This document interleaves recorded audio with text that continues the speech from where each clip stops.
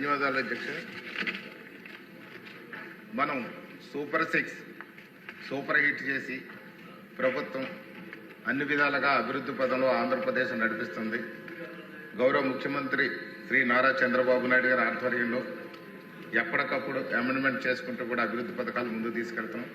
అలాగే విజన్ 2047లో భాగంగా solar విద్యుత్ని generate చేసి మన పొల్యూషన్ కంట్రోల్ చేయాలని ఒక మంచి ప్రాజెక్ట్ని అయితే తీసుకొచ్చాం. కానీ దాని ద్వారా ఇప్పటి వరకు చూస్తే ప్రజలకు దీని మీద అవగాహన కల్పించడంలో కొంచెం లోపం కనిపిస్తుంది అధ్యక్ష. ప్రజలకు సరైనటువంటి అవగాహన జరగట్లేదు. మా యొక్క రాజానగరం నియోజకవర్గంలో 98,000 ఇళ్ళు ఉన్నాయి అధ్యక్ష. ఇప్పటి వరకు 180 అప్లికేషన్లు మాత్రమే రిజిస్టర్ అయినాయి. అంటే దీని మీద అవగాహన కల్పించడంలో కొంచెం ఇబ్బంది ఎదురవుతుంది అధ్యక్ష. దీనికి ఏదైనా టీంని ఏమైనా ఏర్పాటు చేసి దీని మీద అవగాహన కల్పించినట్లయితే కొంచెం సోలార్ కనెక్షన్లు పెరిగి ఈ పొల్యూషన్ లేని విధంగా ఈ సమాజాన్ని తీర్చిదిద్దడానికి ఉపయోగపడుతుందని భావిస్తున్నాను అధ్యక్ష. అదే విధంగా చూస్తే ఈ సోలార్ విద్యుత్ అనే దానికి బ్యాంక్ లోన్స్ ఇచ్చే విషయంలో ఈ బ్యాంకర్స్ బాగా వెనకంజ వేస్తున్నారు అన్నట్లు కనిపిస్తుంది అధ్యక్ష. బ్యాంకర్స్ ముందుకు రావట్లేదు. బ్యాంకర్ కూడా ఏదైనా గవర్నమెంట్ మన ప్రభుత్వం కూడా వాళ్ళకి ఏదైనా డైరెక్షన్స్ ఇచ్చి వాళ్ళకి కొంచెం మనం కానీ సోలార్ విద్యుత్ కానీ సపోర్ట్ చేసే విధంగా కానీ చర్యలు తీసుకున్నట్లయితే ఖచ్చితంగా ఇది సోలార్ విద్యుత్ అనేది ప్రతి ఒక్కరు కనెక్షన్ తీసుకునే అవకాశం ఉంటుంది అధ్యక్ష. అదే విధంగా చూస్తే దీనికి ఒక సెపరేట్ టీం అవసరం ఉంది. ముఖ్యంగా చూస్తే ప్రభుత్వ భవనాలు ఈ స్కూల్స్ కానివ్వండి, సచివాలయాలు కానివ్వండి, అదే ఆర్ఎస్కేలు కానివ్వండి, ఈ యొక్క బిల్డింగ్లకు కూడా మన సోలార్ విద్యుత్ కానీ పెట్టినట్లయితే విద్యుత్ భారం తగ్గడమే కాకుండా ఇక్కడ పొల్యూషన్ కూడా కంట్రోల్ అవుతుందని భావిస్తున్నాను అధ్యక్ష. అదేవిధంగా స్కూల్స్ ఉన్నాయి అధ్యక్ష. ఈ స్కూల్స్ విషయంలో కూడా చాలా చోట్ల కరెంట్ లేకుండా ఉన్నాయి.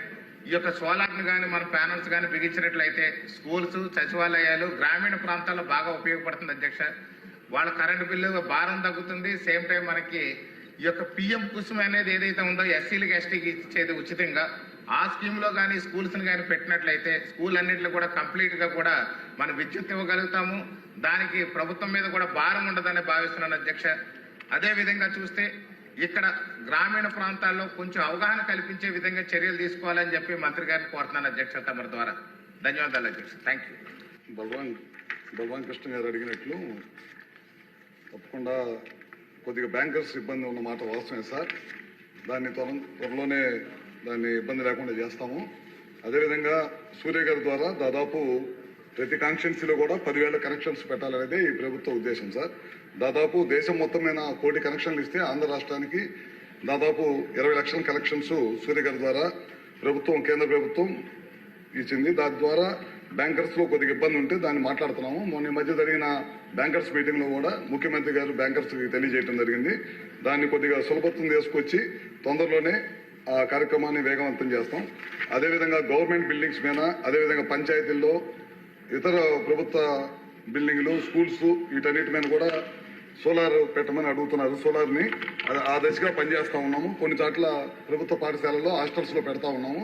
మిగతా పంచాయతీల్లో కానీ వాటిని కూడా తొందరలోనే పంచాయతీలు కనుక ముందుకు వస్తే తప్పకుండా వాటిని అనుసంధానం చేసి తప్పకుండా చేస్తాం సార్. గవర్నమెంట్ బిల్డింగ్స్ మీద అయితే 130 మెగావాట్లు పెట్టడానికి సిద్ధంగా ఉన్నాం ఇప్పుడు.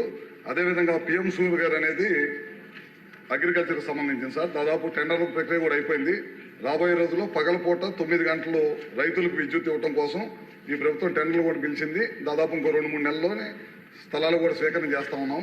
తొందరలోనే అది కూడా స్టార్ట్ చేస్తాం. అదేవిధంగా ముఖ్యంగా ఎస్సీ ఎస్టీలకి ఏ విధమైన ఆర్థిక ఇబ్బంది లేకుండా ప్రభుత్వమే, డిస్కంలే ఆర్థికంగా మేమే తీసుకొని తద్వారా ఎస్సీ ఎస్టీలకు పగలపూట పూర్తిగా వాళ్ళకి 200 యూనిట్స్ తక్కువ ఉండే వాళ్ళందరికీ కూడా ప్రభుత్వమే సోలార్ రూఫ్ టాప్ వాళ్ళకి తీసుకొచ్చి ఏ విధమైన ఇబ్బంది లేకుండా చేయాలనేది ఈ ప్రభుత్వం లక్ష్యం. అదేవిధంగా ఎమ్మెల్యే రాధాకృష్ణ గారు, అట్లాగే కృష్ణప్రసాద్ గారు ప్రభుత్వానికి సంబంధించి కొన్ని ఇబ్బందులు ఉన్నాయి.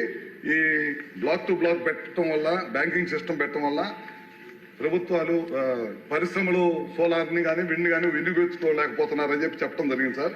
తప్పకుండా వాటి మీద 10 సార్లు డిపార్ట్మెంట్ పరంగా మీటింగ్ అయ్యాము. తొందరలోనే వాటిని కూడా పరిష్కరిస్తాం సార్. ఈఆర్సీని కూడా తొందరలోనే నియమించి వీళ్ళకున్న సమస్యలు కూడా పరిష్కరిస్తాం. మనం 2024 క్లీన్ ఎనర్జీ పాలసీ తీసుకొచ్చిన తర్వాత మన లక్ష్యం 78.50 గీగావాట్లు పెట్టాలనేదే సోలార్ కానీ, విండ్ కానీ, పిఎస్పీలు కానీ, బ్యాటరీ సిస్టమ్ కానీ ఇవన్నీ తీసుకురావాలి. గడిచిన ప్రభుత్వం గడిచిన 14 నుంచి 19 దాకా చంద్రబాబు నాయుడు గారి ప్రభుత్వంలో దాదాపు 9 గీగావాట్లు విండ్ కానీ, సోలార్ కానీ తీసుకొచ్చాము. తర్వాత వచ్చిన ప్రభుత్వాలు దీన్ని నిర్వీర్యం చేయటం వల్ల రాష్ట్రానికి చాలా ఇబ్బందులు వచ్చి పెట్టుబడిదారులందరూ కూడా ఈ రాష్ట్రం వదిలి పారిపోవాల్సిన పరిస్థితి వచ్చింది. దాని ద్వారా చాలా పెద్ద ఎత్తున ఈ రాష్ట్ర విద్యుత్ వ్యవస్థ మీద భారం పడింది. దాదాపు వీళ్ళందరూ వెళ్ళిపోవటం వల్ల మనమే ఆ విద్యుత్ వాడుకోపోవటం వల్ల వాటి మీద కూడా ఆ డబ్బులన్నీ కూడా మనమే వడ్డీతో పాటు కూడా వాళ్ళకి చెల్లించాల్సి వచ్చిందనమాట. తర్వాత మనం ద్వారానే దాదాపు పవర్ బిల్స్ కానీ పోయిన గవర్నమెంట్ చేసిన నిర్వాహకం వల్ల చాలా పెద్ద ఎత్తున ప్రజల మీద భారం పడి 9 సార్లు కరెంట్ బిల్లు పెంచడం కానీ ఇట్లాంటివన్నీ ఇవాళ కూడా ఈ ప్రభుత్వం వాళ్ళు చేసిన తప్పుడు విధానాల వల్ల మనం బరువు మోస్తా ఉన్నాము. తప్పకుండా ఇవన్నింటిని కూడా పరిగణలోకి తీసుకొని ఎమ్మెల్యే గారు చెప్పిన అన్ని కూడా తీసుకొని తప్పకుండా ఈ బ్యాంకింగ్ సిస్టమ్ కానీ లేకపోతే రియల్ టైం మానిటరింగ్ కానీ ఇట్లాంటివి కూడా తొందరలోనే పరీక్షిస్తామని సభ ద్వారా ఎమ్మెల్యేలకు చెప్తున్నాం సార్.